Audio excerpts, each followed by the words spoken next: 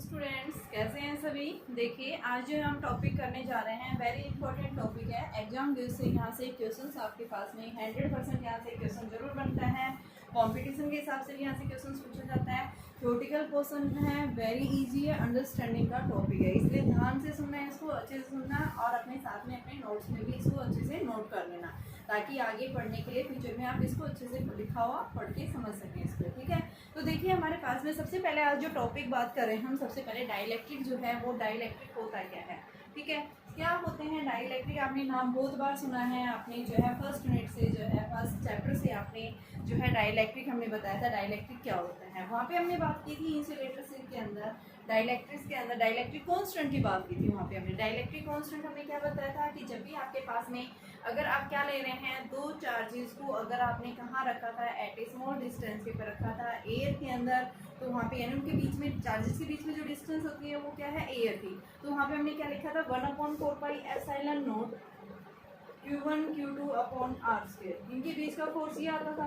लेकिन अगर हमने उन दोनों चार्जेस को कहाँ प्लेस कर दिया, किसी मीडियम के अंदर प्लेस कर देते हैं, तो वहाँ पे हमारे पास में फोर्स की वैल्यू क्या हो जाती है, चेंज हो जाती है। ठीक है, तो वहाँ पे डाइलेक्ट्रिक कांस्टेंट जो आता है, यानी जब आपने इन दोनों चार्जेस को कहाँ पे रखा था, फ्री स्पेस के अंदर रखा था, और जब आपने इन दोनों चार्जेस को कहाँ पे मीडियम के अंदर रखा है, उस केस में क्या इफेक्ट पड़ता है। तो यहाँ पे हम बताते हैं कि क्या हो जाता है, फोर्स रिड्यूस हो जाता है।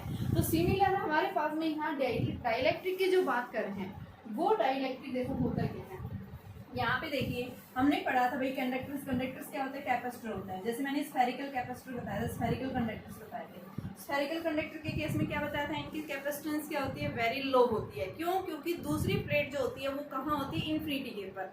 हमने पढ़ा था कि अगर आप क्या लेते हैं, कोई भी एक सिंगल कंडक्टर लेते हैं, सिंगल कंडक्टर के कारण वो भी क्या करता है, एक तरह से कैपेसिटर की तरह बिहेव करता है, बट उसका कैपेसिटेंस क्या होता है, लो होता है। तो हम क्या करते हैं यहाँ पे कि कैपेसिटेंस, हमने दो पैरेलल प्लेट कैपेसिटर भी लिए थे अभी, ये दो मेटलिक प्लेट थी, ये मेटल प्लेट ए थी, ये मेटल प्लेट बी थी, इनके बीच में हमने एयर फिट कर रखा था। यहाँ पे इन दोनों के बीच में इलेक्ट्रिक फील्ड एग्जिस्ट करता है, जहाँ पे इलेक्ट्रिक फील्ड किसके इक्वल आता है, सिग्मा अपॉन में एप्सिलॉन नॉट के इक्वल आता है। ये एप्सिलॉन नॉट जो है ये क्या इंडिकेट कर रहा है कि आपके पास में इन दोनों प्लेट्स के बीच में क्या भरा हुआ है, यानी कि एयर फील्ड है। ठीक है, इस केस में यहाँ इन दोनों प्लेट्स के बीच में एक यूनिफॉर्म इलेक्ट्रिक फील्ड क्या करता है, एग्जिस्ट करता है। अब हम बात कर रहे हैं कि अगर हम क्या कर दें, यहाँ इस पैरेलल प्लेट कैपेसिटर के बीच में एक डाइलेक्ट्रिक मीडियम प्लेस कर दें, तो सबसे पहले हम डाइलेक्ट्रिक मीडियम को प्लेस क्यों करेंगे, तो यहाँ पे हम क्या बताएंगे कि डाइलेक्ट्रिक मीडियम्स को जब हम क्या करते हैं, किसी भी पैरेलल प्लेट कैपेसिटर के बीच में प्लेस कर देते हैं, तो वो क्यों करते हैं, ताकि उसकी कैपेसिटेंस को इंक्रीज किया जा सके। तो क्या बताएंगे कि सबसे पहले हमें डाइलेक्ट्रिक की जरूरत क्यों पड़ती है। ठीक है, तो डाइलेक्ट्रिक हम क्या बताएंगे, किसी भी कैपेसिटर की कैपेसिटेंस को इंक्रीज करने के लिए हम किसका यूज करते हैं, डाइलेक्ट्रिक मीडियम का यूज करते हैं। डाइलेक्ट्रिक स्लैब्स हम इंसर्ट कर देते हैं, कोई दूसरा मीडियम इंसर्ट कर देते हैं। ठीक है, और उसके कारण क्या होता है कि जैसे हम वो डाइलेक्ट्रिक स्लैब क्या करते हैं, उसके अंदर प्लेस कर देते हैं, तो उस डाइलेक्ट्रिक स्लैब के अंदर क्या हो जाता है, खुद का इंड्यूज इलेक्ट्रिक फील्ड इंड्यूज हो जाता है, और उस इलेक्ट्रिक फील्ड के अंदर यानी कि उसको रखने से वहाँ इलेक्ट्रिक फील्ड रिड्यूज हो जाता है। इलेक्ट्रिक फील्ड रिड्यूज होगा तो पोटेंशियल बढ़ जाएगा, पोटेंशियल बढ़ेगा तो Q = CV, तो कैपेसिटेंस भी क्या हो जाएगा, उसका इंक्रीज हो जाएगा। ठीक है, तो यहाँ से हमारे पास में यही कॉन्सेप्ट है कि आप सबसे पहले डाइलेक्ट्रिक का यूज क्यों करते हैं। तो डाइलेक्ट्रिक का यूज हम क्या बताएंगे, to increase the capacitance of a capacitor.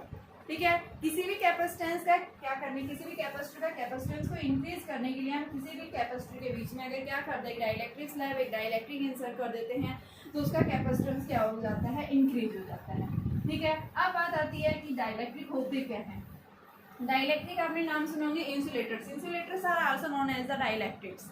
ठीक है, इंसुलेटर्स क्या होते हैं, नॉन कंडक्टिंग क्या होते हैं, सब्सटेंसेस होते हैं, मटेरियल्स होते हैं जो अपने में से इलेक्ट्रिसिटी को अलाउ नहीं करते हैं।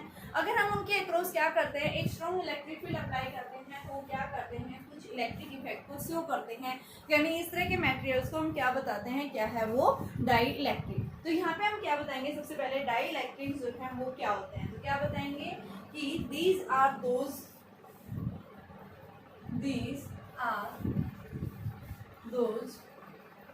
materials which does not conduct।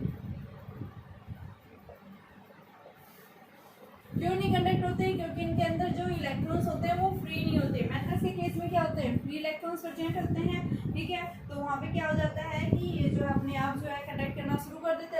Does not conduct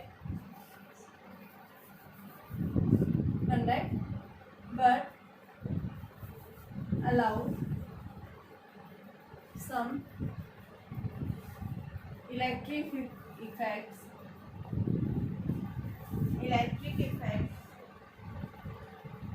through them, यानी क्या करते हैं ये अपने अंदर से इलेक्ट्रिक इफेक्ट को जो है क्या करते हैं, allow some electric effects through the conductors. ठीक है, यानी कि क्या करते हैं ये इलेक्ट्रिसिटी को अलाउ नहीं करते हैं, लेकिन क्या करते हैं इलेक्ट्रिक इफेक्ट या इलेक्ट्रिक फोर्स जो है उसके जो है क्या करते हैं इफेक्ट्स को शो करते हैं। परमिट्स देम टू, यानी हम ये भी बता सकते हैं permits them to electric force and electric effect. ठीक है, तो ये क्या बताते हैं, क्या है ये आपके पास में डाइलेक्ट्रिक्स है। डाइलेक्ट्रिक्स क्या होते हैं, इंसुलेटर्स भी होते हैं, ये क्या करते हैं इलेक्ट्रिक इफेक्ट्स को ट्रांसमिट करते हैं। ठीक है, ये हम इनका पर्पस क्या है, सबसे पहले इनका पर्पस हम क्या बताएंगे, क्या पर्पस होता है, टू इंक्रीज द कैपेसिटेंस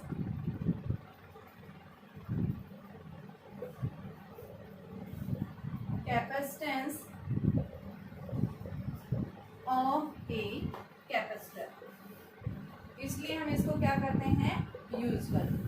ठीक है, अब डाइलेक्ट्रिक्स कितने टाइप्स के होते हैं, डाइलेक्ट्रिक्स को हम क्या बोल सकते हैं, these are also known as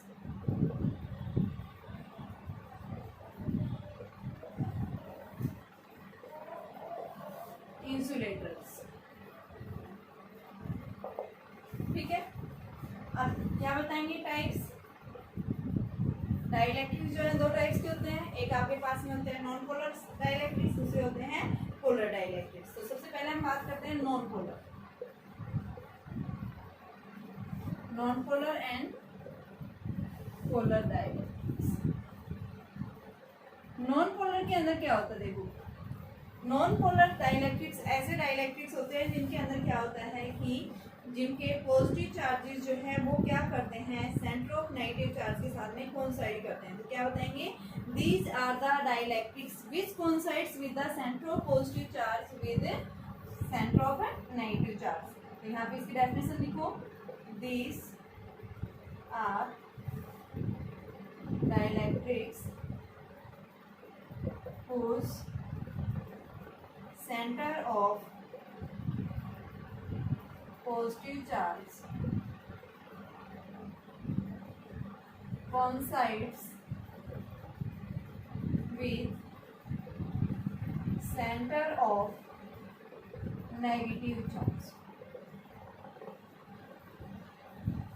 जैसे देखिए आपके पास में इन दोनों का जो है पॉजिटिव यानी सेंटर ऑफ पॉजिटिव और सेंटर ऑफ नेगेटिव दोनों का जो है एक ही पॉइंट के ऊपर इनका सेंटर है जहाँ पे क्या करते हैं कोइंसाइड करते हैं। जैसे हम बताते हैं हाइड्रोजन है, नाइट्रोजन है, ऑक्सीजन है, ये सब क्या है आपके पास में नॉन पोलर डाइलेक्ट्रिक्स है। नॉन पोलर डाइलेक्ट्रिक्स यानी क्या बताएंगे, ऐसे डाइलेक्ट्रिक्स जिनके अंदर क्या है centre of positive centre of negative charges जो है क्या करते हैं कोइंसाइड करते हैं एक पॉइंट के ऊपर। जैसे हमने मान लिया कि आपके पास में हाइड्रोजन है, ये आपके पास में नाइट्रोजन है, तो ये दोनों क्या कर रहे हैं कोइंसाइड कर रहे हैं एक पॉइंट के ऊपर, इनके बीच की लेंथ क्या होती है 0 होती है, तो इनके पास में इनिशियल डाइपोल क्या होता है 0 होता है, यानी कोई डाइपोल नहीं होता इनके पास में इनिशियली डाइपोल मोमेंट, इनके पास में डाइपोल मोमेंट इनिशियली कोई डाइपोल मोमेंट नहीं होता, they have 0 net dipole moment. तो यहाँ पे हम क्या बताएंगे नॉन पोलर्स क्या होते हैं, नॉन पोलर डाइलेक्ट्रिक्स ऐसे डाइलेक्ट्रिक्स होते हैं जिनके अंदर centre of mass of positive charge and centre of mass of negative charges जो है एक पॉइंट के ऊपर कोइंसाइड करते हैं, और कोइंसाइड करने की वजह से यहाँ पे हम क्या बताते हैं कि नॉन पोलर मॉलिक्यूल्स के पास में कोई इनिशियल डाइपोल मोमेंट नहीं होता, 0 डाइपोल मोमेंट होता है। कब, जब हमने इनके अक्रॉस कोई इलेक्ट्रिक फील्ड अप्लाई नहीं कर रखा है। ठीक है, सेकंड हम क्या बताएंगे कि नॉन पोलर मॉलिक्यूल्स के पास में जो शेप होती है वो किस तरह की शेप होती है ड्यू टू द सिमेट्रिकल। कि यहाँ पे क्वेश्चन पूछेगा कि इनके पास में डाइपोल मोमेंट 0 क्या होती है, क्योंकि इनके पास में कैसी शेप होती है एक सिमेट्रिकल शेप होती है, due to the symmetrical shape होने के कारण यहाँ पे क्या बताते हैं इनका डाइपोल मोमेंट क्या हो जाता है 0 होता है। ठीक है, जैसे हम बात कर रहे हैं CO2 के अंदर देखिए आपके पास में CO, इसके पर नेगेटिव इसके पर नेगेटिव इसके पॉजिटिव, डाइपोल मोमेंट की डायरेक्शन इधर से कहाँ होगी, इस साइड होगी, इधर से डाइपोल मोमेंट किधर होगा, इस साइड होगा। तो क्या कर रहे हैं, ये इक्वल एंड अपोजिट डायरेक्शन में, नेट डाइपोल मोमेंट दोनों का क्या हो जाएगा, P1 माइनस यानी P माइनस P, तो नेट डाइपोल मोमेंट क्या आ गया, 0 आ गया। ठीक है, तो यहाँ पे हम क्या बताएंगे कि नॉन पोलर डाइलेक्ट्रिक्स क्या होते हैं। नॉन पोलर डाइलेक्ट्रिक्स ऐसे डाइलेक्ट्रिक्स होते हैं जिनका क्या करता है, centre of mass of positive charge and centre of mass of negative charge जो है एक पॉइंट के ऊपर कोइंसाइड करते हैं। तो ऐसे मॉलिक्यूल्स को हम क्या कहते हैं, ऐसे सब्सटेंसेस को हम क्या कहते हैं, नॉन पोलर डाइलेक्ट्रिक्स। और नॉन पोलर डाइलेक्ट्रिक्स के पास में इनिशियल कोई डाइपोल मोमेंट नहीं होता है। इनके पास में जब तक हमने इलेक्ट्रिक फील्ड कोई अप्लाई नहीं कर रखा है, इनका नेट डाइपोल मोमेंट क्या होता है, 0 होता है। ठीक है, ये हमारे पास में क्या है, नॉन पोलर। और देखिए आप यहाँ से जब भी हमें क्या करना है, किसी भी पैरेलल प्लेट कैपेसिटर का हमें कैपेसिटेंस को इंक्रीज करना है, तो हम ज्यादातर कौन से डाइलेक्ट्रिक्स यूज करते हैं, नॉन पोलर को यूज करते हैं। क्यों यूज करते हैं, क्योंकि ये इजीली क्या हो जाते हैं, ये सब्सटेंसेस पोलराइज हो जाते हैं। ये सब्सटेंसेस क्या कर लेते हैं, अपना खुद का एक इलेक्ट्रिक फील्ड इजीली क्या कर लेते हैं, इंड्यूस कर लेते हैं। तो यहाँ पे हम क्या बताते हैं कि जो नॉन पोलर मॉलिक्यूल्स होते हैं ये कैसे होते हैं, इनको हम ज्यादातर क्या करते हैं, डाइलेक्ट्रिक्स की तरह यूज करते हैं, नॉन पोलर की। ठीक है, अब आ जाओ बात करते हैं पोलर की। तो पोलर डाइलेक्ट्रिक्स क्या होते हैं, तो देखिए पोलर डाइलेक्ट्रिक्स क्या होते हैं। सबसे पहले तो पोलर डाइलेक्ट्रिक्स जो है ऐसे डाइलेक्ट्रिक्स होते हैं जिनके अंदर क्या होता है, centre of positive charge and centre of mass of negative charge does not coincide at a same point. एक सेम पॉइंट के ऊपर कोइंसाइड नहीं करते हैं। ठीक है, तो ऐसे डाइलेक्ट्रिक्स हम क्या कहते हैं, पोलर डाइलेक्ट्रिक। तो सेकंड देखिए पोलर डाइलेक्ट्रिक। पोलर डाइलेक्ट्रिक्स के केस में हम क्या बताते हैं कि अगर आपके पास में ये क्या है, मान लो HCl ले लेते हैं। HCl क्या है, पोलर। इसका ये हाइड्रोजन पॉजिटिव और ये क्या है आपके पास में, क्लोरीन। क्लोरीन के ऊपर कैसा होता है, नेगेटिव। तो ये क्या हो गया, इनका centre of mass of positive and centre of mass of negative charge जो है एक पॉइंट के ऊपर कोइंसाइड नहीं कर रहे। इन दोनों के बीच में ये क्या है, नेगेटिव, ये क्या है, पॉजिटिव। तो डाइपोल मोमेंट होगा इनके पास में। ठीक है, यानी इस तरह से ये आपके पास में ये क्या है, एक डाइपोल मोमेंट है। तो यहाँ पे हम क्या बताएंगे कि आपके पास में पोलर डाइलेक्ट्रिक्स का मतलब क्या है कि ये डाइलेक्ट्रिक्स इस तरह के, यानी कि ऐसे डाइलेक्ट्रिक्स होते हैं जिनका centre of positive charge does not coincide. इसमें तो कोइंसाइड कर रहे थे, इसमें क्या कर रहे हैं, these are dielectrics whose center of positive, center of mass of positive charge, positive charge does not coincides with center of mass of negative charges। तो इस तरह के डाइलेक्ट्रिक्स हम क्या कहते हैं, एक है पोलर। इनके पास में कैसे शेप होती है कि यहाँ पे they have permanent dipole moment. यहाँ पे हमने क्या बताया था, इनके पास कोई नया डाइपोल मोमेंट नहीं होता, इनका नया डाइपोल मोमेंट क्या होता है, 0। लेकिन इस केस में क्या होता है, यहाँ पे पोलर सब्सटेंसेस जो होते हैं इनके पास में एक परमानेंट क्या होगा, डाइपोल मोमेंट होगा। ठीक है, यहाँ पे इनकी शेप कैसी है, सिमेट्रिकल। इनकी शेप कैसी होती है, अनसिमेट्रिकल। पोलर डाइलेक्ट्रिक्स जो होते हैं वो कैसे होते हैं, अनसिमेट्रिकल शेप होती है। अनसिमेट्रिकल शेप होने की वजह से क्या करते हैं, डाइपोल मोमेंट कैरी करते हैं। तो यहाँ पे हम क्या बताते हैं कि जैसे वाटर के लिए पूछे कि वाटर के पास में डाइपोल मोमेंट होता है, तो हम बताएंगे होता है। क्यों होता है, क्योंकि उसकी क्या है, अनसिमेट्रिकल शेप है। तो ये आपके पास में ऑक्सीजन, ये H, ये क्या हो गया H। तो यहाँ पे इन दोनों का ये क्या है, नेगेटिव, ये क्या है, पॉजिटिव, ये नेगेटिव, ये पॉजिटिव। तो इधर से क्या आएगा, P1 इधर आएगा और इधर से क्या आएगा, P2 इधर आएगा। और इन दोनों के बीच में कुछ एंगल बन रहा है, इन दोनों का नेट रिजल्टेंट किधर जाएगा, नीचे की तरफ जाएगा। तो यहाँ पे हम क्या बताते हैं कि पोलर डाइलेक्ट्रिक्स के अंदर क्या पढ़ा है हमने कि ये ऐसे डाइलेक्ट्रिक्स होते हैं जिनके अंदर centre of positive and centre of negative charges जो है एक पॉइंट के ऊपर कोइंसाइड नहीं करते हैं। इनके पास में इनिशियल क्या होता है, नेट डाइपोल मोमेंट होता है। लेकिन ये डाइपोल्स यानी कि डाइलेक्ट्रिक्स जो होते हैं, जब तक हमने इनके क्रॉस कोई फील्ड अप्लाई नहीं कर रखा है, इलेक्ट्रिक फील्ड हमारा क्या है, 0 है, तो हम क्या बताते हैं कि किसी भी पोलर डाइलेक्ट्रिक्स होते हैं इनके अंदर ये नेट डाइपोल मोमेंट इनिशियल होता है, लेकिन ये क्या करते हैं, रैंडमली मूव करते हैं। मान लो एक मॉलिक्यूल इधर जा रहा है, दूसरा इधर जा रहा है, तीसरा इस साइड जा रहा है, चौथा ऐसे जा रहा है, तो ये क्या कर देते हैं, एक दूसरे की डायरेक्शन को कैंसिल आउट कर देते हैं। तो इस वजह से रैंडमली मूव करने की वजह से ये क्या कर देते हैं, एक दूसरे के डाइपोल्स को कैंसिल आउट कर देते हैं, और हम क्या बता देते हैं, इनके पास में नया डाइपोल मोमेंट क्या हो जाता है, 0 हो जाता है। कब हो जाता है, जब तक हमने इनके अक्रॉस कोई इलेक्ट्रिक फील्ड बाहर से अप्लाई नहीं किया है। लेकिन जैसे हम बाहर से इलेक्ट्रिक फील्ड अप्लाई करते हैं तो ये क्या कर लेते हैं, एक पर्टिकुलर डायरेक्शन में क्या कर लेते हैं, एक खुद का इलेक्ट्रिक फील्ड इंड्यूस कर लेते हैं। ठीक है, तो इस तरह के सब्सटेंसेस को हम क्या बताते हैं, पोलर। तो यहाँ पे बेसिक डिफरेंस आपने याद रखना है। नॉन पोलर क्या होते हैं, जिनके अंदर क्या होता है, centre of mass of positive charge and centre of mass of negative charge जो है, इनके जो है सेंटर्स जो है एक पॉइंट के ऊपर कोइंसाइड करते हैं, तो ऐसे मॉलिक्यूल्स को हम नॉन पोलर कहते हैं। ये कैसे होते हैं, सिमेट्रिकल शेप होते हैं। सिमेट्रिकल शेप होने की वजह से इनके पास में नेट डाइपोल मोमेंट क्या होता है, 0 होता है। लेकिन ये पोलर डाइलेक्ट्रिक्स के केस में हम क्या बताएंगे, ये ऐसे सब्सटेंसेस यानी ऐसे मटेरियल्स होते हैं जिनके अंदर centre of mass of positive and centre of mass of negative charge एक पॉइंट के ऊपर कोइंसाइड नहीं करते हैं। इनकी शेप जो होती है वो अनसिमेट्रिकल होती है, और अनसिमेट्रिकल शेप होने की वजह से इनके पास में क्या होगा, एक नेट परमानेंट डाइपोल मोमेंट होता है। ठीक है, लेकिन ये रैंडमली मूव करने की वजह से इनका नेट डाइपोल्स क्या हो जाते हैं, एक दूसरे के साथ में कैंसिल कर देते हैं। तो यहाँ पे हम क्या बताते हैं, इनका नेट डाइपोल मोमेंट इनिशियल क्या होगा, 0 होगा। ठीक है, जब तक हमने बाहर से कोई फील्ड अप्लाई नहीं कर रखा है। देखिए बेटा, आपके पास में डाइलेक्ट्रिक पोलराइजेशन। डाइलेक्ट्रिक पोलराइजेशन का मतलब क्या है कि हम किसी भी नॉन पोलर डाइलेक्ट्रिक को, ठीक है, डाइलेक्ट्रिक नॉन पोलर डाइलेक्ट्रिक्स को हम पोलर डाइलेक्ट्रिक्स के अंदर चेंज कर सकते हैं। कब चेंज कर सकते हैं, जब हम बाहर से क्या करेंगे, कुछ एक्सटर्नल इलेक्ट्रिक फील्ड उसके अक्रॉस अप्लाई कर रहे हैं। जब एक्सटर्नल इलेक्ट्रिक फील्ड आप अप्लाई कर रहे हैं किसी भी सब्सटेंस के अक्रॉस, किसी भी डाइलेक्ट्रिक के अक्रॉस, आपके पास हम बात कर रहे हैं नॉन पोलर को हम पोलर में चेंज कर रहे हैं, तो ये क्या कह रहा है कि आपके पास में यानी कि नॉन पोलर से पोलर के अंदर चेंज हो गया है, किसके कारण, इलेक्ट्रिक फील्ड अप्लाई करने के कारण। तो वो क्या कहलाएगा, आपका डाइलेक्ट्रिक पोलराइजेशन। जैसे मेरे पास में एक नॉन पोलर सब्सटेंस है, नॉन पोलर के अंदर क्या होता है, जिसमें centre of mass of positive and centre of mass negative एक पॉइंट के ऊपर कोइंसाइड करते हैं। यहाँ पे मैंने क्या किया, इस सब्सटेंस को मैंने नॉन पोलर को एक यूनिफॉर्म फील्ड के अंदर मैंने प्लेस कर दिया। इस तरह से मैंने प्लेस कर दिया। ये कैसा फील्ड है, यूनिफॉर्म फील्ड है। यूनिफॉर्म फील्ड के अंदर क्या है, पॉजिटिव से स्टार्ट होती है, यानी ये प्लेट कैसी है पॉजिटिव, ये प्लेट कैसी है नेगेटिव।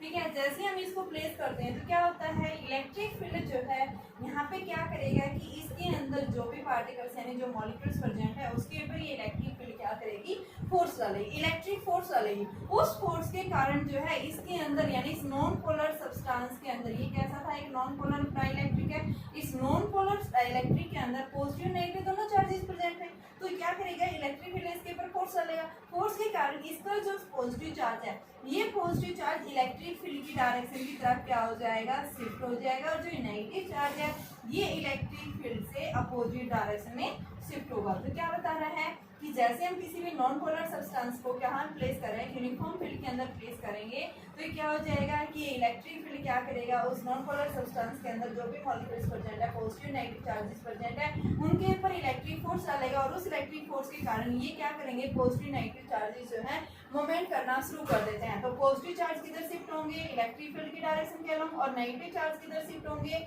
यानी कि इलेक्ट्रिक फील्ड से अपोजिट डायरेक्शन में, और ये अपना खुद का क्या कर लेते हैं, खुद का इलेक्ट्रिक फील्ड इंड्यूस कर लेते हैं। तो यानी हम क्या बताते हैं कि वो सब्सटेंस कैसा बन जाता है, पोलराइज सब्सटेंस हो जाता है। यानी क्या बन जाता है, वो नॉन पोलर सब्सटेंस था, वो अनपोलराइज सब्सटेंस था, उसको क्या बना दिया है, पोलराइज कर दिया है। तो ये क्या कहलाता है, आपका डाइलेक्ट्रिक पोलराइजेशन। ठीक है, डाइलेक्ट्रिक पोलराइजेशन का मतलब होता है क्या है, तो डाइलेक्ट्रिक पोलराइजेशन के अंदर हम यही बताएंगे कि ये क्या है, एक ऐसा प्रोसेस है जो क्या कर लेता है, अपना खुद का एक नेट डाइपोल मोमेंट इंड्यूस कर लेता है। जब हम बाहर से क्या करते हैं, किसी भी डाइलेक्ट्रिक के अक्रॉस हम क्या कर रहे हैं, एक फील्ड अप्लाई कर रहे हैं। तो यहाँ पे देखो इसके अंदर क्या आ गया, नेट डाइपोल मोमेंट आ गई, नेगेटिव टू पॉजिटिव आ गई, इलेक्ट्रिक फील्ड के डाइपोल मोमेंट इंड्यूस हो गया, इसके अंदर इलेक्ट्रिक फील्ड डायरेक्शन खुद का इलेक्ट्रिक फील्ड में इंड्यूस हो गया, जो क्या है, इससे इंड्यूस डाइपोल से अपोजिट डायरेक्शन में, डाइपोल की डायरेक्शन क्या होती है, नेगेटिव टू पॉजिटिव होती है। ठीक है, यहाँ एक्सटर्नल के अंदर क्या था, इस साइड जा रहा है, इंटरनल क्या है अपोजिट। तो याद रखना इंड्यूस और आपके पास में एक्चुअल जो डाइपोल्स होते हैं उनकी डायरेक्शन एक दूसरे से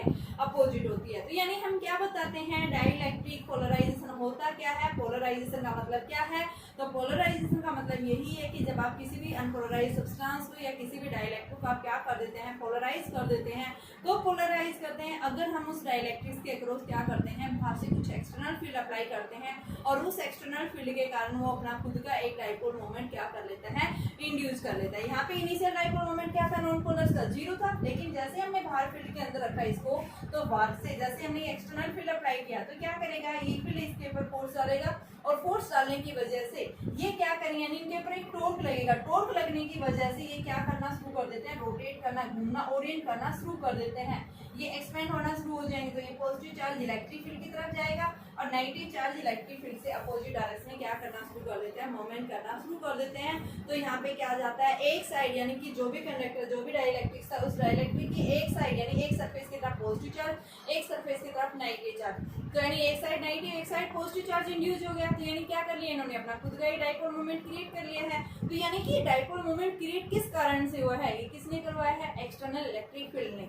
ठीक है, तो एक्सटर्नल फील्ड के कारण इनके ऊपर फोर्स लगा, उस फोर्स के कारण यानी टॉर्क लगा, टॉर्क के कारण इन्होंने क्या करना शुरू कर दिया, मूवमेंट करना शुरू कर दिया, जिसके कारण एक साइड पॉजिटिव चार्ज और एक साइड नेगेटिव चार्ज इंड्यूस हो गया और इन्होंने अपना खुद का एक डाइपोल मोमेंट क्रिएट कर लिया, प्रोड्यूस कर लिया। तो उस केस को हम क्या बोलते हैं, यानी कि उस केस में हम क्या बताएंगे, क्या है वो पोलराइज हो गया, यानी वो डाइइलेक्ट्रिक क्या कर दिया, हमने पोलराइज कर दिया। ठीक है, उसको हम क्या बोलते हैं, डाइइलेक्ट्रिक पोलराइजेशन। क्या करना है, बिहेवियर पढ़ना है डाइइलेक्ट्रिक्स का, किस तरह से जब हम यूनिफॉर्म फील्ड के अंदर किसी भी डाइइलेक्ट्रिक को प्लेस करते हैं तो इनका बिहेवियर किस तरह से चेंज होता है। देखो सबसे पहले हमारे पास ये क्या था, एक सिंपल डाइइलेक्ट्रिक है, इसके अंदर P जो है यानी नेट डाइपोल मोमेंट मैंने बताया था क्या होता है बेटा, 0 होता है। ठीक है, देखो मैंने क्या बताया था, ये कैसा सब्सटेंस है, एक नॉन पोलर डाइइलेक्ट्रिक ले रखा है। नॉन पोलर डाइइलेक्ट्रिक के केस में क्या होता है, जिसके अंदर centre of positive and centre of negative एक पॉइंट के ऊपर क्या करते हैं, कोइंसाइड करते हैं। यहाँ पे इनके पास में इनिशियल डाइपोल मोमेंट क्या होता है, 0 होता है। क्यों होता है, क्योंकि इनके पास में सिमेट्रिकल शेप होती है। ठीक है, L क्या है इनके बीच में 0, क्योंकि डाइपोल मोमेंट क्या होता है, Q इंटू में 2L। तो जब L 0 है तो P भी क्या होगा, 0। यहाँ पे हमने कोई इलेक्ट्रिक फील्ड अप्लाई नहीं करा, यानी एक्सटर्नल फील्ड क्या है इस केस में 0। ठीक है, तो यहाँ पे इनिशियली हम क्या बताते हैं कि नॉन पोलर डाइइलेक्ट्रिक्स के केस में क्या होता है कि जिसके अंदर centre of mass of positive and centre of mass of negative एक पॉइंट के ऊपर कोइंसाइड करते हैं, ऐसे डाइइलेक्ट्रिक्स को हम नॉन पोलर डाइइलेक्ट्रिक्स कहते हैं। यहाँ पे जब तक हमने कोई इलेक्ट्रिक फील्ड अप्लाई नहीं कर रखा है, इनके पास में नेट डाइपोल मोमेंट क्या है, 0 है। क्यों 0 है, क्योंकि इनके पास में जो शेप है वो कैसी है, सिमेट्रिकल शेप है। लेकिन अगर हम इनको कहाँ प्लेस कर देते हैं, एक एक्सटर्नल फील्ड के अंदर प्लेस कर देते हैं। मान लो मेरे पास में क्या है, एक डाइइलेक्ट्रिक स्लैब है, मैंने इस डाइइलेक्ट्रिक स्लैब को यानी जो नॉन पोलर सब्सटेंस था, नॉन पोलर डाइइलेक्ट्रिक्स था, मैंने इसको कहाँ प्लेस कर दिया, एक यूनिफॉर्म फील्ड के अंदर प्लेस कर दिया। यूनिफॉर्म फील्ड यानी मैंने दो प्लेट्स दे रखी हैं, एक प्लेट मेरे पास में ये है, दूसरी प्लेट ये है। इन दोनों प्लेट्स के बीच में मैंने क्या कर दिया, एक डाइइलेक्ट्रिक इंसर्ट कर दिया है। ठीक है, यहाँ पे जैसे हम फील्ड के अंदर रखते हैं तो देखो इसके अंदर क्या है, आपके पास में डाइइलेक्ट्रिक के अंदर पॉजिटिव नेगेटिव है। तो ये इलेक्ट्रिक फील्ड क्या करेगा, इस डाइइलेक्ट्रिक के ऊपर पॉजिटिव चार्ज होगा, उसके ऊपर फोर्स डालेगा। फोर्स क्या होगा, F = QV। पॉजिटिव चार्ज के ऊपर यानी जो आपके पास में डाइइलेक्ट्रिक प्रेजेंट है उसके अंदर पॉजिटिव और नेगेटिव दोनों टाइप्स के चार्ज हैं। तो ये डाइइलेक्ट्रिक क्या करेगा, यानी जो एक्सटर्नल फील्ड था वो एक्सटर्नल फील्ड इसके ऊपर फोर्स डालेगा। फोर्स की वैल्यू क्या आएगी, QV। और इस फोर्स किधर डालेगा, यानी कि जो इलेक्ट्रिक, जो बाहर से जो इलेक्ट्रिक फील्ड की जो डायरेक्शन होगी उसी फील्ड की डायरेक्शन में क्या करेगा, उस पॉजिटिव चार्ज को क्या करेगा, मूव कराएगा। ठीक है, अब दूसरा देखिए, अब नेगेटिव चार्ज के ऊपर क्या करेगा, इलेक्ट्रिक फील्ड उनके ऊपर भी फोर्स डालेगा नेगेटिव चार्ज के ऊपर, और वो किधर डालेगा, एक्सटर्नल फील्ड से यानी कि अपोजिट। एक्सटर्नल फील्ड यानी कहाँ है आपके पास में इस साइड, तो ये क्या करेगा, नेगेटिव चार्ज पार्टिकल के ऊपर इससे अपोजिट डायरेक्शन में फोर्स डालेगा। तो नेगेटिव की तरफ किधर आ जाएगा, F = Q आएगा, लेकिन इसकी डायरेक्शन इधर थी, इसकी डायरेक्शन कैसे है, इस साइड। तो हमारे पास में ये पॉजिटिव, ये मान लो नेगेटिव, ये क्या है पॉजिटिव। इन दोनों के बीच में क्या लगी, एक जो है क्या आ जाती है, एक सेपरेशन, क्योंकि इधर से फोर्स लग रहा है और इस साइड से फोर्स लग रहा है। ये इस साइड करेगा, ये इस साइड, तो इन दोनों के बीच में क्या आ जाता है, एक सेपरेशन आ जाता है। ये क्या कह रहा है कि इनके बीच में जो ये फोर्स लग रहा है, ये फोर्स जो है यानी कि जो पार्टिकल है ये जब तक मूव करता रहेगा कि जब तक ये फोर्स जो है किससे बैलेंस ना हो जाए, इंटरनल रिस्टोरिंग फोर्स, यानी मॉलिक्यूल्स के बीच में भी क्या होता है कि उसको वापस उसके ओरिजिनल पोजीशन पे लाने की कोशिश करता है। तो यहाँ पे एक्सटर्नल फील्ड ने इन चार्ज पार्टिकल पे क्या डाला, फोर्स डाला। यहाँ से क्या करेगा, इन मॉलिक्यूल्स के बीच में खुद का भी एक इंटरनल रिस्टोरिंग क्या होगा, टॉर्क प्रोड्यूस होगा। और जैसे ये इंटरनल रिस्टोरिंग टॉर्क जो है ये क्या हो जाता है, एक्सटर्नल इलेक्ट्रिक फील्ड फोर्स के इक्वल हो जाता है। तो जैसे ही दोनों फोर्सेज इक्वल हो जाते हैं एट ए सेपरेशन के ऊपर, ये जो मॉलिक्यूल्स है क्या होना शुरू कर देता है, स्ट्रेच होना शुरू कर देता है। यानी इस तरह से क्या हो जाएगा, फैल जाएगा। पहले तो इस तरह से थे पॉजिटिव नेगेटिव, एक पॉइंट के ऊपर कौन साइड होते, लेकिन अब इनके ऊपर क्या लगा, फोर्स लगा, इसमें इस साइड, इसमें इस साइड, तो इनके बीच में क्या आ गई, एक इस तरह से सेपरेशन आ गई। और ये क्या कह रहा है कि इनके खुद का अपना अंदर का यानी इंटरनल रिस्टोरिंग फोर्स भी होगा। वो रिस्टोरिंग फोर्स क्या हो जाएगा, इस इलेक्ट्रिक फोर्स से क्या हो जाता है, बैलेंस हो जाता है। तो यहाँ पे हम क्या बताते हैं कि ये इस तरह से मॉलिक्यूल क्या हो जाता है, स्ट्रेच हो जाता है, यानी इस तरह से स्ट्रेच हो जाएगा। एक साइड हम क्या बताते हैं, इस डाइलेक्ट्रिक स्लैब के अंदर, यानी कि ये देखो ये इधर से negative positive negative positive negative, तो ये बीच में जो पॉजिटिव नेगेटिव है ये क्या कर देते हैं, एक दूसरे के साथ कंबाइंड हो जाते हैं, ये पॉजिटिव के साथ। तो एक साइड हम क्या देते हैं, इस डाइलेक्ट्रिक स्लैब के इनसाइड जो है एक साइड क्या आ जाता है, पॉजिटिव चार्ज इंड्यूस हो जाता है, और एक साइड क्या हो जाता है, नेगेटिव चार्ज इंड्यूस हो जाता है। क्योंकि जो बीच वाले पॉजिटिव नेगेटिव चार्जेस हैं वो एक दूसरे के साथ में क्या हो जाता है, बाउंड हो जाते हैं, उनके बीच में strong force of attraction exert हो जाता है, जिसके कारण ये क्या हो जाएंगे, न्यूट्रलाइज हो जाएंगे, यानी एक तरह से बाउंड हो जाते हैं। तो एक साइड हम क्या बताते हैं, इस डाइलेक्ट्रिक के एक फेस के ऊपर नेगेटिव चार्ज इंड्यूस हो जाता है, एक फेस के ऊपर कैसा चार्ज इंड्यूस हो जाता है, पॉजिटिव चार्ज इंड्यूस हो जाता है। तो यहाँ पे हमारे पास में क्या आ जाएगा, नेगेटिव और पॉजिटिव। तो यहाँ पे इन्होंने क्या कर लिया है, ये नेगेटिव ये पॉजिटिव, तो इन्होंने नेगेटिव से पॉजिटिव यानी अपना खुद का एक डाइपोल मोमेंट इन्होंने इंड्यूस कर लिया है। ठीक है, तो यहाँ पे हम क्या बताते हैं, जब भी हम किसी भी डाइलेक्ट्रिक को जब एक्सटर्नल फील्ड के अंदर प्लेस करते हैं तो ये क्या कर लेते हैं, अपना खुद का एक डाइपोल इंड्यूस कर लेते हैं। और ये नॉन पोलर मॉलिक्यूल्स जो है यानी जैसे स्ट्रेच हो जाता है क्या बन जाता है, वो एक पोलर मॉलिक्यूल में चेंज हो जाएगा, और उस पोलर मॉलिक्यूल्स के पास में क्या आ जाता है, एक इंड्यूस डाइपोल मोमेंट आ जाता है। ठीक है, और उस इंड्यूस डाइपोल मोमेंट को हम किससे डिनोट करते हैं, पी से। ठीक है, देखो नॉन पोलर लिया था, नॉन पोलर को हमने एक्सटर्नल फील्ड के अंदर रखा, एक्सटर्नल फील्ड ने क्या किया, इसके ऊपर फोर्स डाला, पॉजिटिव इलेक्ट्रिक फील्ड की तरफ जाएंगे, नेगेटिव ये इलेक्ट्रिक फील्ड से अपोजिट जाएंगे। अब ये क्या कह रहे हैं, जब तक क्या करते रहेंगे, इसके ऊपर फोर्स डालते रहेंगे जब तक ये फोर्स क्या ना हो जाए, इनके बीच का जो इंटरनल रिस्टोरिंग टॉर्क था उसके इक्वल नहीं हो जाते। तो ये क्या कह रहा है, जैसे इक्वल हो जाते हैं तो ये क्या हो जाते हैं, स्ट्रेच हो जाते हैं, यानी नॉन पोलर मॉलिक्यूल्स क्या बन जाते हैं, पोलर मॉलिक्यूल्स बन जाते हैं। ठीक है, और जैसे ही नॉन पोलर पोलर में चेंज आ जाते हैं तो यहाँ पे एक साइड नेगेटिव चार्ज हो जाता है, एक साइड पॉजिटिव चार्ज, यानी इनके बीच का जो चार्ज है ये एक दूसरे के साथ में क्या हो जाते हैं, न्यूट्रलाइज हो जाते हैं, बाउंड हो जाते हैं। तो यहाँ पे हम क्या बताते हैं, इस डाइलेक्ट्रिक के बीच में यानी कि इसके फेस के ऊपर एक साइड नेगेटिव चार्ज इंड्यूस हो गया, एक साइड पॉजिटिव, और एक साइड जब नेगेटिव आ रहा है एक साइड पॉजिटिव, यानी इन्होंने अपना खुद का क्या कर लिया, एक डाइपोल मोमेंट इंड्यूस कर लिया है। तो उसको इंड्यूस डाइपोल मोमेंट को हम क्या बताते हैं, क्या है वो, किससे डिनोट करते हैं, पी से। यानी हमारी जो स्लैब है वो क्या होगी, पोलराइज होगी, हमारी जो डाइलेक्ट्रिक है वो पोलराइज हो गया, वो नॉन पोलर से किसमें चेंज हो गया,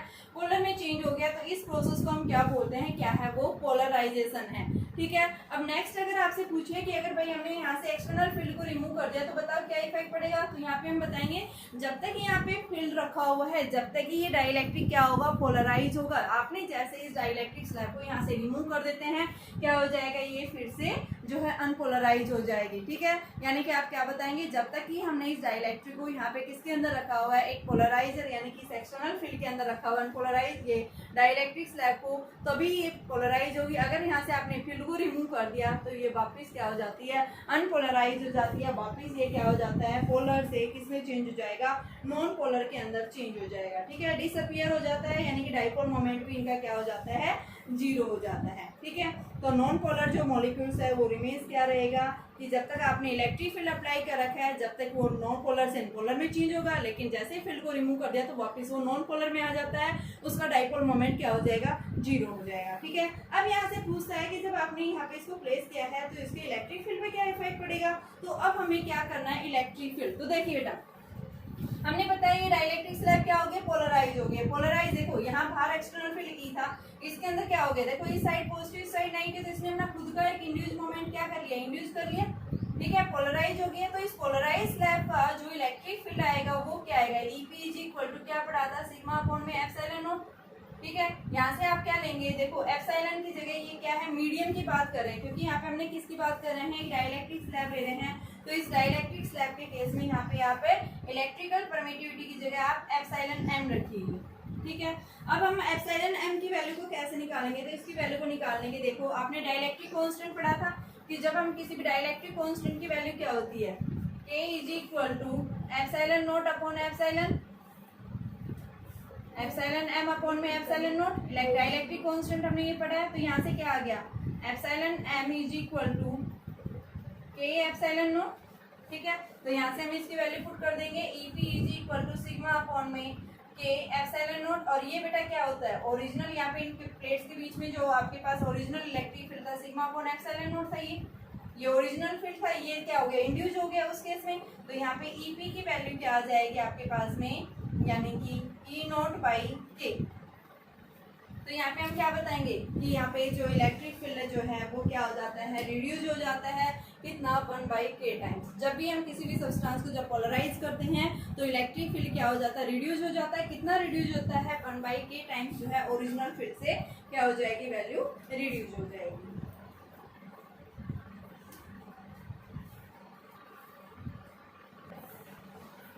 देखिए बेटा, अभी है हमारे पास में effects of electric field on polar and non polar. सबसे पहले हम बात कर रहे हैं पोलर के मॉलिक्यूल्स के केस में। पोलर मॉलिक्यूल्स के केस में हमने क्या बताया था, इसके अंदर क्या होता है आपके पास में, इनका नेट इनिशियल डाइपोल मोमेंट होता है। मान लो आपके पास में एक डाइलेक्ट्रिक है, इस केस के अंदर ये क्या है, एक पोलर डाइलेक्ट्रिक है। तो यहाँ पे हम क्या लगा रहे हैं, इस तरह से आपके पास में ये मॉलिक्यूल्स इस तरह से रैंडमली क्या करते रहते हैं, मूव करते रहते हैं, जब तक हमने इनके अक्रॉस कोई फील्ड अप्लाई नहीं किया है। एक्सटर्नल फील्ड क्या है, जीरो। रैंडमली मूव करने की वजह से यहाँ पे इनका नेट डाइपोल मोमेंट क्या होता है, जीरो। ठीक है, in the absence of field polar molecules have no any dipole moment. यानी कि अगर फील्ड क्या है, यहाँ एब्सेंस है, फील्ड जीरो है, तो इस केस में हम क्या बताते हैं, इनके पास वैसे परमानेंट डाइपोल मोमेंट होता है, ठीक है, लेकिन रैंडमली मूव करने की वजह से पोलर मॉलिक्यूल्स का डाइपोल मोमेंट क्या हो जाता है, जीरो हो जाता है। लेकिन अगर हमने क्या कर दिया, किन्हीं सब्सटेंसेस के अक्रॉस अगर बाहर से क्या लगा दिया, इलेक्ट्रिक फील्ड अप्लाई कर दिया, तो ये इस तरह से क्या करेंगे, मूवमेंट करना शुरू कर देते हैं और अपना खुद का एक नेट डाइपोल मोमेंट क्रिएट कर देते हैं। यानी इस तरह से क्यों हुआ ऐसा, क्योंकि इलेक्ट्रिक फील्ड ने बाहर से फोर्स लगाया इनके ऊपर, और फोर्स लगते ही क्या करेगा, यहाँ पे जैसे ही हम इलेक्ट्रिक फील्ड अप्लाई करते हैं, इलेक्ट्रिक फील्ड इनके ऊपर फोर्स लगाएगा, यानी कि इस फॉर्म में टॉर्क एक्सर्ट होगा, और उस टॉर्क लगने की वजह से, यानी कि ये टॉर्क जो इलेक्ट्रिक फील्ड इनके ऊपर जो फोर्स लगा रहा है, किस फॉर्म में, टॉर्क की फॉर्म में, ये इनको क्या करेगा, यहाँ पे कि डाइपोल्स घूमेंगे। कब तक घूमेंगे, जब तक कि इनकी डायरेक्शन क्या ना हो जाए, एक्सटर्नल फील्ड के इक्वल ना हो जाए। ठीक है, तो ये क्या करेंगे, कोशिश क्या करेंगे, जो डाइपोल्स हैं, इसके जो मॉलिक्यूल्स हैं, ये क्या करेंगे, मूवमेंट करेंगे इन the direction of electric field. यानी कि हम क्या बताते हैं, जैसे हम नॉन पोलर मॉलिक्यूल्स को कहाँ पे प्लेस करते हैं, एक्सटर्नल फील्ड के अंदर प्लेस करते हैं, तो ये क्या करते हैं, इस dipole experience the electric force. यानी क्या बताएंगे, when A polar molecules, when polar molecules is placed in external field, then it experience a torque, एक टॉर्क लगेगा, और उस टॉर्क लगने के कारण ये क्या करेगा, and align in the direction of a field. यानी टॉर्क लगने की वजह से क्या करेगा, and aligns in the direction of field, field के डायरेक्शन के अलोंग क्या करेंगे, ये अलाइन होने की कोशिश करेंगे। तो इस वजह से क्या कर लेते हैं ये, कि एक नेट डाइपोल मोमेंट एक्वायर कर लेते हैं। सो दे एक्वायर्स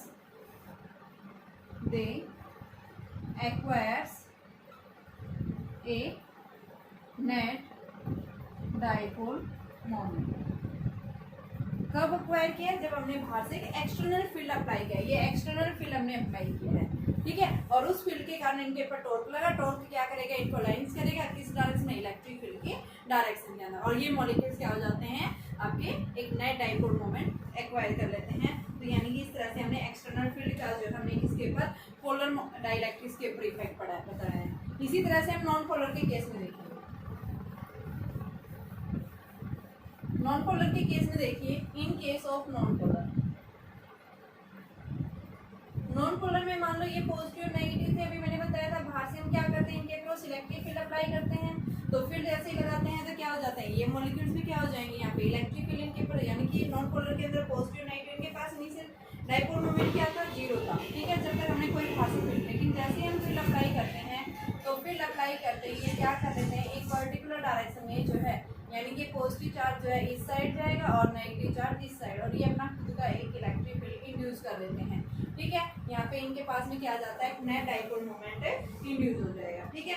लेकिन हम बताते हैं यहाँ पे जैसे हम नॉन पोलर मॉलिक्यूल्स को जब कहाँ पे एक्सटर्नल फील्ड के अंदर प्लेस करते हैं, तो इस केस के अंदर नॉन पोलर मॉलिक्यूल्स के पास में एक एडिशनल डाइपोल मोमेंट आ जाता है, यानी पहले से डाइपोल होता है। और जैसे ही हम इनको कहाँ प्लेस करते हैं, नॉन पोलर को कहाँ प्लेस करेंगे बेटा? जैसे ही हम किसी जो है एक्सटर्नल फील्ड के अंदर रखते हैं तो ये क्या करते हैं? They acquires the additional dipole moment. और एडिशनल डाइपोल मोमेंट इनके अंदर एडिशनल डाइपोल ऐड हो जाता है, तो जिस वजह से हम क्या करते हैं? कैपेसिटर के अंदर हम एक नॉन पोलर डाइलेक्ट्रिक को ही हम उसको प्लेस करते हैं ताकि उसका कैपेसिटेंस को इंक्रीज किया जा सके, ठीक है। तो हम नॉन पोलर्स को ही क्यों लेते हैं? तो उसका रीजन क्या बताया गया है? ताकि एडिशनल जो है डाइपोल मोमेंट इसमें ऐड हो सके, क्योंकि ज्यादा डाइपोल मोमेंट इस केस में ऐड होता है। यहाँ पे कंडक्टर्स का क्या इफेक्ट पड़ेगा अगर हम किसी भी कंडक्टर को एक एक्सटर्नल फील्ड के अंदर प्लेस कर देते हैं? मान लो मेरे पास में यहाँ पे क्या है? एक एक्सटर्नल फील्ड है, और इस एक्सटर्नल फील्ड के अंदर मैंने क्या प्लेस कर दिया?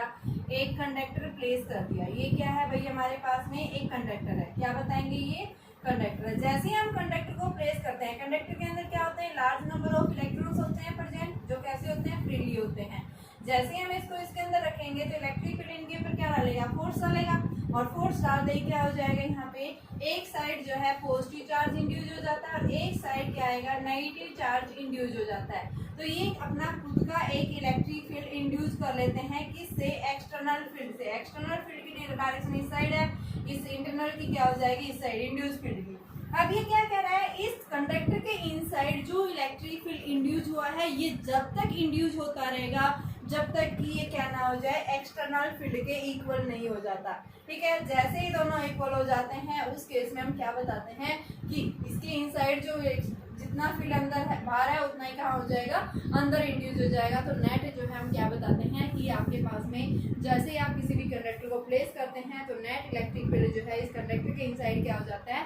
0 हो जाता है, ठीक है। तो यहाँ पे हम क्या बताते हैं? आपके पास में नेट डाइपोल मोमेंट जो आएगा, यानी कि वो नेट है ये, और वो किसके इक्वल आएगा? एक्सटर्नल प्लस में इंड्यूस डाइपोल मोमेंट। और ये इंड्यूस डाइपोल मोमेंट की डायरेक्शन उल्टी है इस साइड, तो ये क्या लेंगे? ई नॉट माइनस ई इंड्यूस। और क्या कह रहा है? ये इंड्यूस इस कंडक्टर के अंदर जब तक होता रहेगा जब तक ये एक्सटर्नल फील्ड के इक्वल नहीं हो जाता। तो नेट फील्ड हमारे पास क्या आ जाएगा? इस कंडक्टर के इनसाइड 0 हुआ। तो कंडक्टर्स का क्या बिहेवियर है जब से हम इसको एक्सटर्नल फील्ड के अंदर रखते हैं? तो आप क्या बताएंगे? जैसे हम किसी भी कंडक्टर को जब एक्सटर्नल फील्ड के अंदर प्लेस करते हैं तो उस कंडक्टर के इनसाइड सबसे पहले इलेक्ट्रिक फील्ड फोर्स डालेगा। फोर्स लगने के कारण एक साइड कंडक्टर के फेस पे कैसा? पॉजिटिव चार्ज इंड्यूस हो जाता है, एक साइड कैसा चार्ज इंड्यूस हो जाता है? नेगेटिव। और ये क्या कर लेते हैं? अपना खुद का एक इलेक्ट्रिक फील्ड इंड्यूस कर लेते हैं। जहाँ पे इस कंडक्टर के इनसाइड जो इलेक्ट्रिक फील्ड इंड्यूस हुआ है वो क्या है? एक्सटर्नल फील्ड से अपोजिट डायरेक्शन में है, ठीक है। अब दूसरा हम क्या बताएंगे? इस कंडक्टर के अंदर ये जरूरी नहीं है कि भाई जितना हो गया बस वहीं रुक जाएगा, ये रुकेगा नहीं। ये क्या करेगा? अपने इनसाइड इलेक्ट्रिक फील्ड को जब तक इंड्यूस करता रहेगा कि ये इंड्यूस इलेक्ट्रिक फील्ड किसके इक्वल ना हो जाए? एक्सटर्नल फील्ड के इक्वल ना हो जाए। जैसे ही induce electric field external field के इक्वल हो जाता है तो यहाँ पे हम बताते हैं नेट इलेक्ट्रिक फील्ड क्या हो जाएगा? 0 हो जाता है इस कंडक्टर के इनसाइड। तो यहाँ पे हम क्या बताते हैं कि ये क्या है? कंडक्टर्स को जब हम कहाँ पे प्लेस करते हैं? एक इलेक्ट्रिक फील्ड में प्लेस करते हैं, उस केस में ये है। लेकिन अगर हम क्या करें? डाइलेक्ट्रिक प्लेस कर दें, यहाँ मैंने इसकी जगह क्या लिखा, डाइलेक्ट्रिक। तो डाइलेक्ट्रिक के केस में क्या होगा, इलेक्ट्रिक फील्ड इन्होंने इंड्यूस कर लिया, लेकिन अब ये क्या कह रहा है यहाँ पे, इस केस में क्या होगा, इलेक्ट्रिक फील्ड इंड्यूस हो गया एक्सटर्नल फील्ड से पॉजिटिव। यहाँ पे नेट इलेक्ट्रिक फील्ड जो है वो कभी भी एक्सटर्नल फील्ड के इक्वल नहीं होगा। क्या होगा, रिड्यूस हो जाती है नेट फील्ड, ठीक है।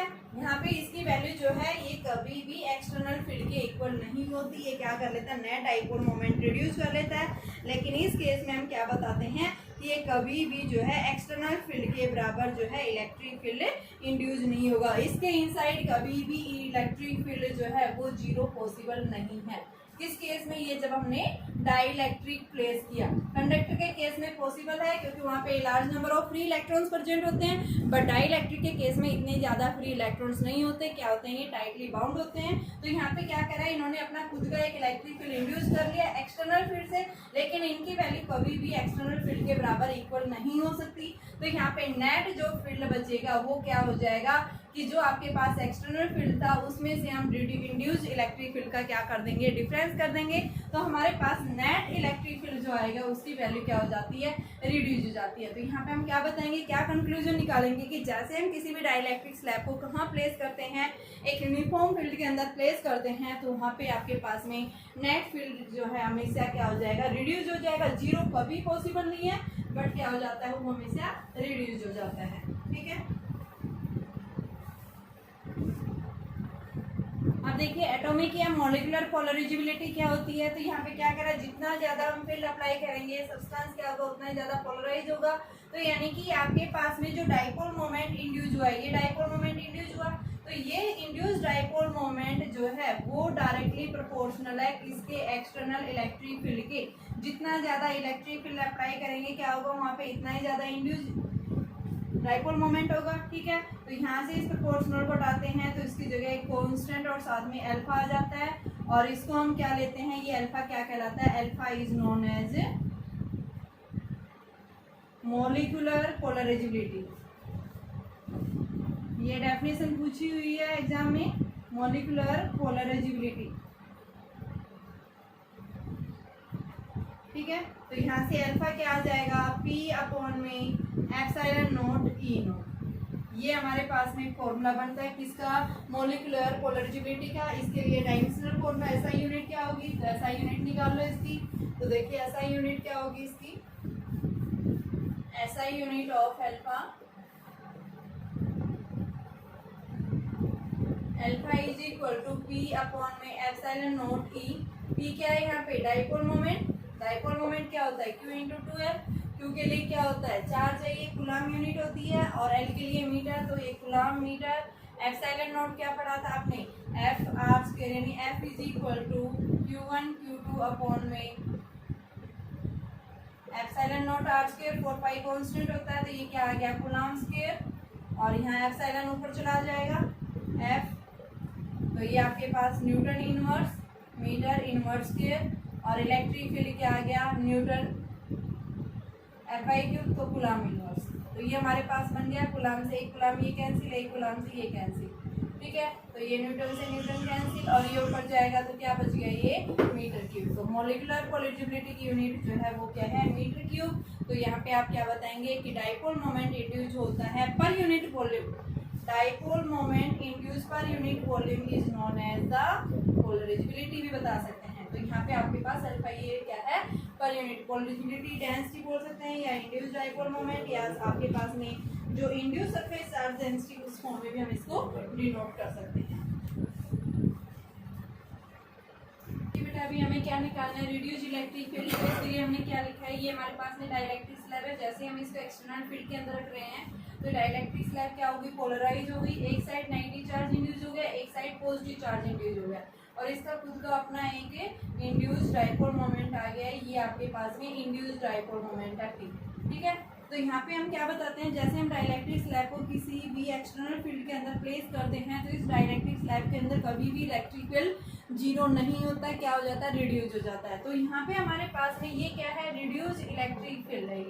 ठीक है, नेट इलेक्ट्रिक फील्ड, तो ये किसका इक्वल होगा, एक्सटर्नल फील्ड माइनस इंड्यूस। तो आपके पास में ई जो है वो क्या आ गया, यहाँ से इसकी जगह वैल्यू रखेंगे सिग्मा अपॉन एप्सिलॉन नॉट, और ये क्या है आपके पास में जब ये पोलराइज हुई है उस केस में इसकी वैल्यू है। ठीक है, तो हमारे पास में ई इज इक्वल टू किसके इक्वल आ गया, सिग्मा अपॉन में एप्सिलॉन नॉट, और यहाँ से जो रिड्यूस इलेक्ट्रिक फील्ड जो आएगा सरफेस चार्ज डेंसिटी की फॉर्म में sigma minus sigma P upon में एप्सिलॉन नॉट की फॉर्म में हमारे पास में ये फॉर्मूला आ गया, जो हमने किस फॉर्म में निकाला था, ये जो है सरफेस चार्ज डेंसिटी के फॉर्म में निकाला है। ठीक है, अब देखिए हमने क्या पढ़ा है, यहाँ से डाइलेक्ट्रिक कांस्टेंट पढ़ा है। डाइलेक्ट्रिक कांस्टेंट की वैल्यू जो हमारे पास में क्या आती है वो किसके इक्वल आती है, dielectric constant is equal to E not by E पढ़ा था। ठीक है, तो यहाँ से हम क्या लिखेंगे, ई की वैल्यू जो आती है वो किसके इक्वल आ जाती है, ई बाई के इक्वल हो जाती है। तो यहाँ से हमारे पास में इसकी वैल्यू जो आएगी E is equal to E not by K. Dielectric constant के अकॉर्डिंग हमने ये फॉर्मूला पढ़ा था डाइलेक्ट्रिक कांस्टेंट, तो यहाँ पे मैं ये वैल्यू पुट करूंगी तो ये क्या आ जाएगा, E not by K is equal to sigma minus sigma P upon में एप्सिलॉन नॉट, और ई नॉट को हम क्या लिख सकते हैं, सिग्मा अपॉन में एप्सिलॉन नॉट। तो ये हमारे पास में सिग्मा अपॉन में एप्सिलॉन नॉट के